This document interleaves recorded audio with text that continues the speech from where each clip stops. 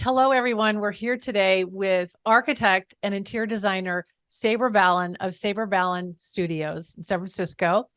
She is an architect and a designer. She's a mother of two. And in fact, one of them is going to college this year. She's had her own firm for 18 years in San Francisco.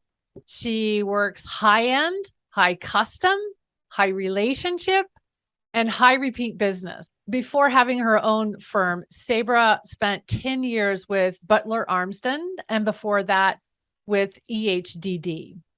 She's been an adjunct lecturer at the University of San Francisco. She specializes in the California look because she loves it in California. She grew up here. She knows everything about this, but she also has projects in other locations.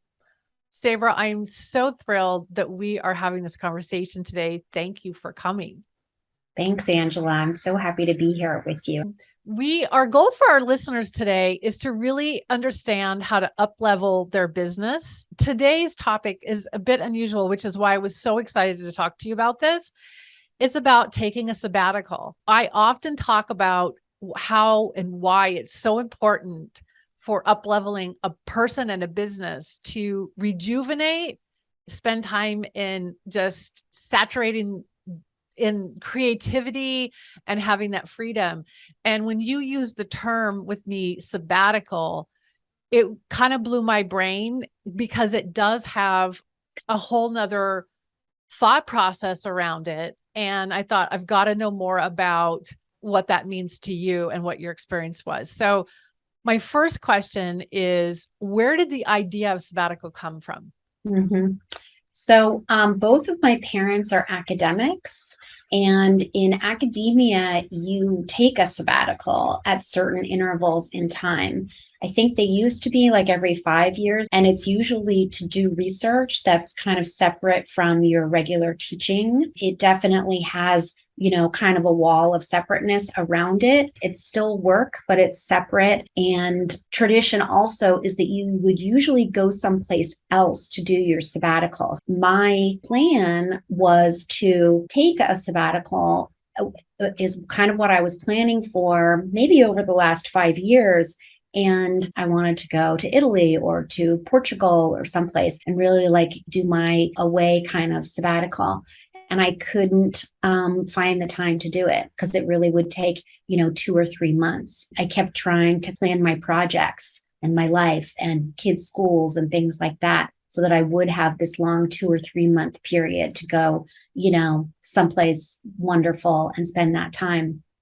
When each year it wasn't panning out to have that big block, I did decide this year to take 3 weeks. When it got to the point where you were like, okay, I can do this now, I can take 3 weeks. What were you thinking? Like, what do I want to do with this time? Because by now you were really excited that you got to do this. And there must have been some pent up, like, I really want to achieve X. Absolutely. There's a lot of preparation to take 3 weeks off and 3 weeks away. And so in that, there was the practical preparation part, and then there was the goal preparation part. And I do have on my calendar a couple days in there each month where I just catch up. I don't take any meetings. I don't do anything outside. I just stay and I sit for 6 hours and I catch up. We do get behind on things, and we take that time to kind of go deep. So that's a couple days a month. And I do table things for those catch-up days during the month. Mm-hmm. So there were things that I tabled and knew that I was going to work on them when I was doing the sabbatical. So leading up to it, I would say to myself, oh, someday I really want this. Oh yeah, that's a great thing to put on my sabbatical list.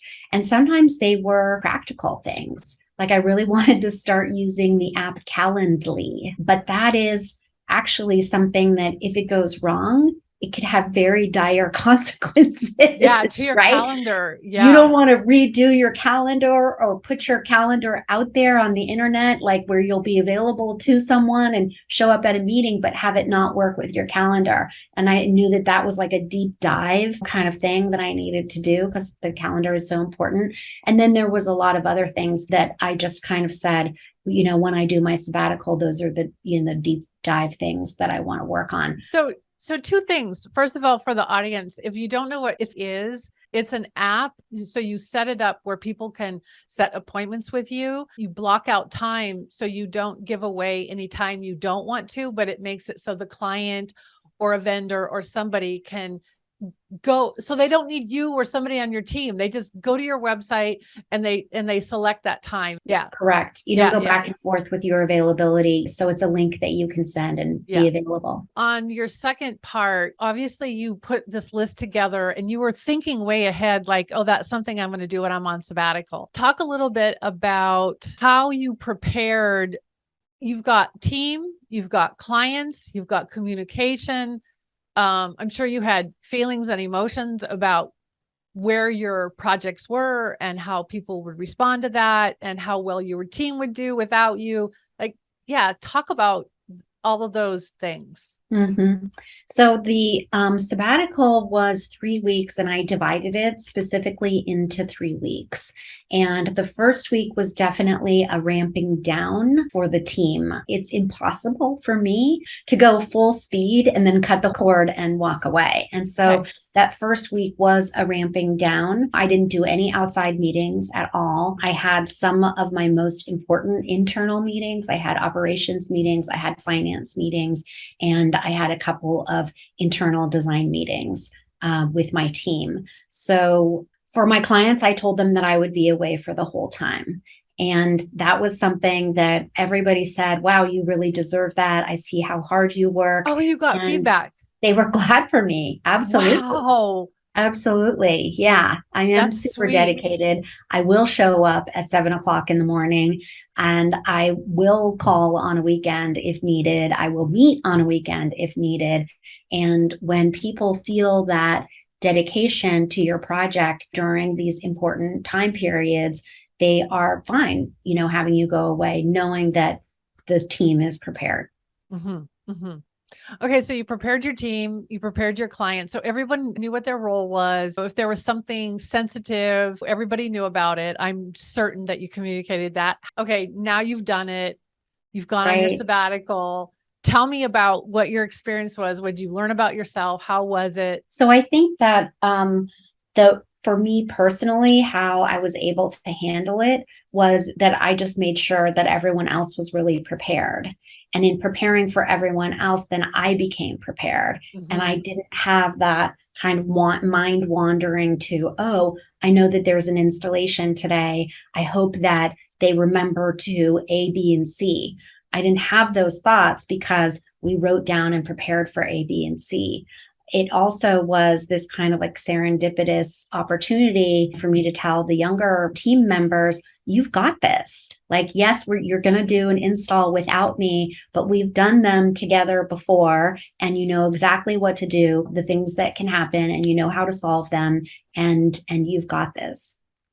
Nice. And then the other thing you were asking was, what did I learn? I want to know what was most exciting about the sabbatical. You have an idea about what it was going to be like beforehand. And then it happened. I would imagine it was different than what you thought, but I imagine you learned a lot about yourself and what you want to do in the future for your business or your personal life, whatever you want to share with us. Right. So we learn this lesson all the time. I learned this again, that the time when you need to take a break is when you actually don't have time to take a break. That's when you need to take a break. And so taking a break reminds you that you needed that break. Yes, I planned for it, and I realized, number one, that I really, really, really needed it. And the main thing is to just take a rest, take a stop, to slow down so that you can get a breather, so that you can speed back up again later. And that kind of, like, in a nutshell, is the thing that I learned that was really, really important. And I think we need to take those breathers to reorient back to what's really important, what's important to us, in our life and in our business. And it basically having that separateness from the whack-a-mole that we do and putting out all the fires every single day. It just helps you get the time and the space to aim your efforts more accurately and remember what your original direction was and is. For me, it really reminded me why I'm doing this in the first place, and that it's really, really fun. It's so much fun. I love it. I would do it even if it wasn't a job. I would find a way to do design and help people and make their environments more beautiful. And the zooming out to remember that was really important to me, because no matter how much meditation and journaling and everything and breaks that we take during the week, you still need to get a distance from solving the problems every day in the nitty-gritty of running the business. Did you find while you were off any battles with having to quote unquote accomplish something, or, okay, I've got 3 weeks and what am I going to, like, you know what I mean? Yes, the whole absolutely. Is to kind of relax, and like, if you want to sleep until 10 o'clock or go out or have massages or, like whatever. Yeah, there was definitely those internal battles, of pushing myself. And of course, I made the list longer than what I knew I could accomplish. The one thing that I really did let myself do was I let myself kind of meander through that list. So it takes a lot of discipline each day to go, okay, these are my top 3 priorities and I have to stay on those and I can't get distracted from them. But I really did, during the sabbatical time, allow myself to meander through and just let that kind of flow and not necessarily stay on the to-do list. And I really like working that way. But that's not a prioritization way of, kind of running your day. And so I allowed myself to do that. And that felt comfortable, but also kind of funny because I've been training myself to not do that. And then other internal battles. I think that I don't battle myself very much about resting or sleeping in or things like that. In a normal day, because I do give myself those breaks, or in a week. The one thing that I did do was I just kind of let time go slower and more relaxed. So I did sleep in, I got more rest. I also took some outside meetings when I got back in the 3rd week. And those were networking meetings and coffees with people. And instead of saying, okay, well, let's go for coffee, we've got 1 hour, we're here to kind of figure out how we can do business together, something like that, right? You've got an agenda, start time and end time. We really did like meet a friend for coffee or meet a new friend for coffee. I even went stand-up paddleboarding with somebody that I was connecting with.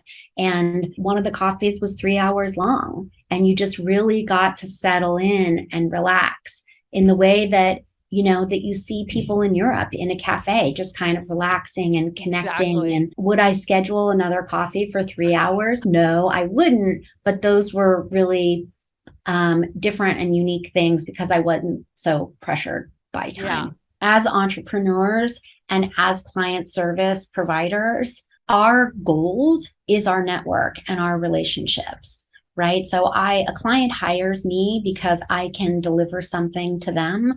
I can only I don't go and do the work myself, right? I can only deliver that thing to them that's gorgeous, is exceptional quality, on time, on budget, all of those things. The only way that I'm able to deliver that is through my network of people and relationships, right? Of the, vendors and everybody. And so taking that time to have those long coffees and those stand-up paddleboard things and refreshing some of those relationships, some of those really, really important relationships, is really important. We're all still thirsting for just some meaningful, deeper kinds of relationships, and the blur between just so strictly business without actually getting into other things about life, business and life, right, has been really profound for a whole lot of people. Definitely. Yeah. Also, in our industry, we've had a big boom of building and construction and interior design.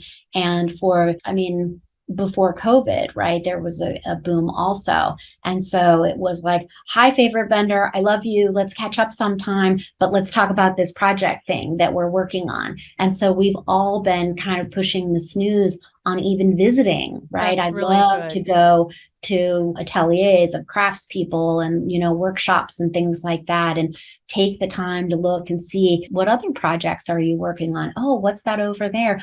Oh, look at this drawer of old hardware. Oh, let's just kind of poke around and chit chat and those things. We just haven't had time to do those. Yeah, really great point. Yeah, it's backlogged. Yeah, It's backlogged. yeah. It's nice to be able to do something you would do like a networking meeting or an outside, and do it like, hey, let's go paddleboarding, or Mm-hmm. especially when somebody shares something that you love. It's kind Right. of like a sweet little decadence where then you have this even a deeper kind of relationship moment with them that they'll Absolutely. I remember mean, forever, right? yeah, They're gonna go, absolutely. yeah, my architect, my designer, when we went paddleboarding, Mm-hmm. Right. that's Yeah. really, it's very unique. It's true. It takes, in order to connect with somebody, it takes vulnerability and authenticity and openness. And that's where you are when you're doing something like that. And it's more connecting with Yeah. other people. I like what you said about the last part. You took some meetings. I find that when you said that, my experience was, what a nice way to easily move back into work, but in a different way. That I was like, week 3. Mm-hmm. I don't know if you thought about that before you started this and you'd planned on that, or if that was an outcome of you being off. That's a good question. I didn't plan it that way, but as invitations were coming in or ideas about connecting with people, I knew that the week that I was going back to work was going to be really hectic. Uh-huh. And so I sort of let that bleed more into the third week, and I was relaxed enough. Nice. And some of that planning was before. But what I did the first week was I did the work part, which was I sat down, and the biggest goal was to write down a lot of processes for the business. So Ballon Studio has gone through an amazing growth, which I'm so grateful for and worked really hard for. And the goal was to get everything out of my head and down into a system of processes so that it can be extrapolated and, performed without me. And I love mentoring and coaching, and I would love to say those things, in person to every person on my team, but I can't. And so I wrote everything down. And Yeah. what I did was I started with a long list that took me, I think I've been writing that list for about a year, of every single thing we do for every project, from the very beginning of talking to a client, and then making that relationship with them, onboarding them, the beginning of the design process, middle of the design process, installation, construction, every little tiny little to do that I do and that other people do, through the end, through the photo shoot, through the thank you note afterwards, through the things that we do to follow up. And basically prepared a little process document. I did it in Asana that matches every single one of those. So that's now in a template, and that template can be duplicated, and then we can reproduce that. Yeah, nice. What did that feel like when that got like Well, it's still a birthed? draft. It's still a draft. Of course, but I And mean, there's from here lots to down, add to right? it. Yeah. So it felt amazing to get it on there. And it just felt great also to know that all those little thoughts and pieces that were out there floating around in different places, on spreadsheets, in journals, on my notes in my app, basically that everything now is all in one place, and that it's all together, and I have a place where I can add to it and edit. And so that felt really fantastic. If you were to do this again, how would you do it different? Well, I think that I would do it exactly the same way. Let's say the first third would be a downshifting. And then the second third was an actual vacation. That was a real vacation of not working. So I do have a habit of working when I am on vacation. And I took my teenagers on vacation to Lake Tahoe, to a house that didn't have any internet. It was a real leap for me. It was a leap for them. And it was fantastic. Now, we prepared really well because we didn't have internet. So I delegated to the kids the meal preparation, the planning of the activities, having that time the week before the vacation to delegate and for them to plan while they were online helped also, so that when we got there, they had downloaded the maps of where we were going and everybody could really focus on what we were doing. And it was amazingly, amazingly relaxing. And having that week before to prepare for that week is not something that I've had before. Normally work through Friday night, pack on Saturday, get on a plane on Sunday, try and relax, right? Yeah, go on vacation, be on the phone, trying to figure out where we're going, where we're staying, what we're doing. And that's a great way to do it too. But this was even more relaxing. And then that last third was finishing more of the processes, documentation, and then easing back into going back to work. So the only thing that I would change is I might repeat that more, either at a smaller or bigger scale. So maybe take a couple of other times a year. So maybe twice a year doing something like that, and then dividing it into thirds. It could be 2 days of winding down, 2 days of real vacation, and 2 days of winding up. And I had learned that about myself. We used to go up to Calistoga on family vacations. And the first part, I was still like really wound up. And then I would get really relaxed. And then I would go back to work and I couldn't get anything done. Wishing you were back in the hot springs of Calistoga, right? Exactly. It's so relaxing. So, I think that you can take that at a different scale multiple times a year is probably what I would say about doing that. The other thing I want to say about the slowing down and the processes is that having that distance to write that made me write it from a different point of view, because I was in the middle of kind of understanding like, oh, right, that's why we do this, right? We do this is because it's fun and because we're visual people and we care about people. So writing the processes down from that kind of quiet and focused on why I do this made the processes documentation turn out differently, I think, because when I was explaining in a processes like how we write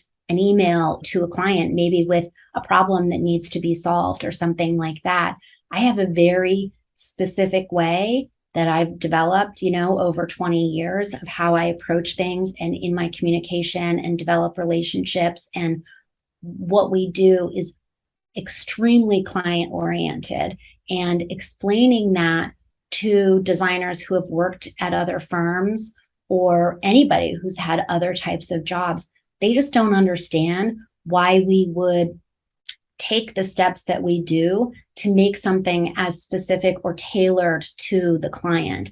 And having that space, I was able to really explain why we do it that way. That's the secret sauce or the powerful part.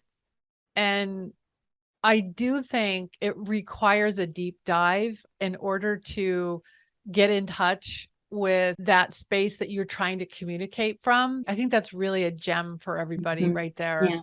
I was listening to Sandra Funk is one of my favorite designers that I have been influenced by. And she was talking about a business book that I haven't read called something about starting from the why. And yes. and you can use it everywhere. If you explain to people why you're doing something, then they really understand. It's really powerful. And I think about that also when the work I do with my clients, and that is always staying focused on the vision of the client. And if you always come back to what their vision is and use that for every decision that you make, that's their why. And that's the foundation for which everything goes forward from. Always be on the same page with your client. If you're always going back to, well, here's your vision and this is how I'm holding that vision for you. Right. Absolutely. One of the processes that I spent the most amount of time on was writing that client brief at the very beginning.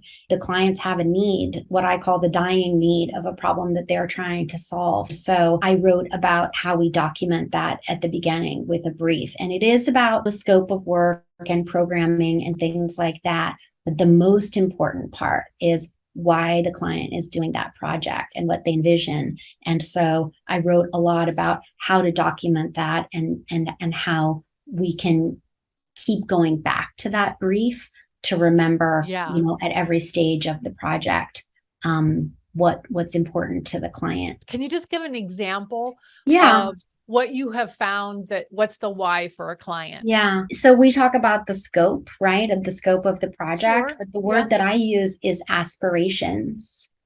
And so we're really documenting aspirations. And so using that word, aspiration, is not necessarily, it's not a business word. It's not a design word. It's not a construction word, but it really is why the client is hiring us. That aspiration is what the client is looking for as the end result for the project. If you know exactly what the end result is, either from a construction point of view or a programming point of view, or even an emotional point of view, right? So I always ask clients, like, how do you want to feel, at the end of the project when you walk in your front door? What's the feeling that you want, so that we can convey that emotion for you?